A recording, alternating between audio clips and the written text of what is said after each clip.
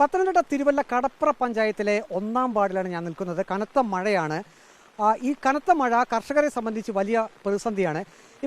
ഞാനിപ്പോൾ നിൽക്കുന്നത് ഇവിടെ ഒരു കപ്പത്തോട്ടത്തിലാണ്. ഇപ്പോൾ ഈ മഴവെള്ളം ഇരച്ചു കയറുന്ന ഒരു സാഹചര്യത്തിൽ ഇതിനടുത്ത് തന്നെയാണ് പമ്പാനദി ഉള്ളത്. കനത്ത മഴയിൽ പമ്പാനദി കരകവിഞ്ഞൊഴുകി 1-ാം വാർഡിൻ്റെ പല ഭാഗങ്ങളിലേക്കും കയറി കഴിഞ്ഞ് വീടുകളെല്ലാം വെള്ളത്തിലാണ്.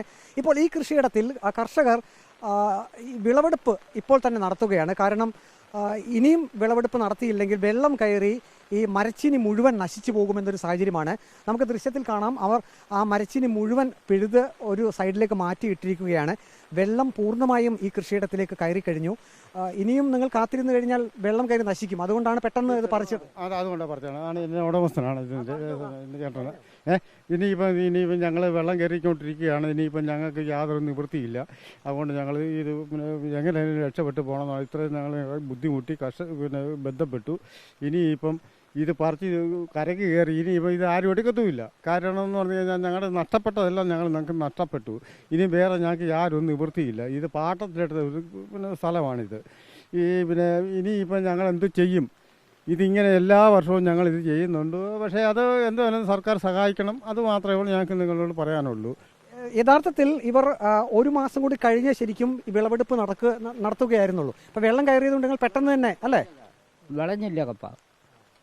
6 മാസം ഉള്ളതങ്ങ് എടുത്തു. ഉള്ളത് പറിച്ചെടുത്തു. എത്ര മൂട് ഉണ്ടായിരുന്നു? 350 മൂട്. പാട്ടത്തിനെടുത്ത ഭൂമിയാണ്. അതെ. അന്ന് വലിയ നഷ്ടമല്ലേ അത്? നഷ്ടമായത് ചെയ്യുന്ന വെള്ളം കയറി മുഴുവൻ നശിച്ചു പോകുന്നതിനേക്കാളും നല്ലത് നേരത്തെ വെള്ളം കയറുന്നതിന് മുമ്പ് കുറച്ചെങ്കിലും എടുത്ത് വിൽക്കുക. എടുക്കാം. അത് ഉദ്ദേശിച്ചാൽ പറിച്ച് വെച്ചിരിക്കുന്നത്. വെള്ളം കൂടുതൽ പൊങ്ങി അഴുകി പോകും. അപ്പോൾ രാത്രി ഇപ്പം ഇവിടെ ഈ ഭാഗം മുഴുവൻ വെള്ളം കയറും. റോഡ് കവിഞ്ഞല്ലോ. ഒരു സംശയമില്ല. ഇതിനകത്ത് ഈ 100% വെള്ളം കയറി. ഞങ്ങൾ അവിടുന്ന് കടയിൽ നിങ്ങൾ വന്ന് കാറയിലാണല്ലോ ഞങ്ങൾ നടന്നു പോകുന്നത്. ഞങ്ങളുടെ സ്ഥലം അപ്പുറത്താണ്. ഇതിനകത്ത് ഒരു സംശയവും ഇതിനകത്ത് വെള്ളം കയറും. ഇനി ഞങ്ങൾക്ക് ഇത് നഷ്ടപ്പെട്ടു. ഇനിയും പറഞ്ഞിട്ട് കാര്യമൊന്നുമില്ല.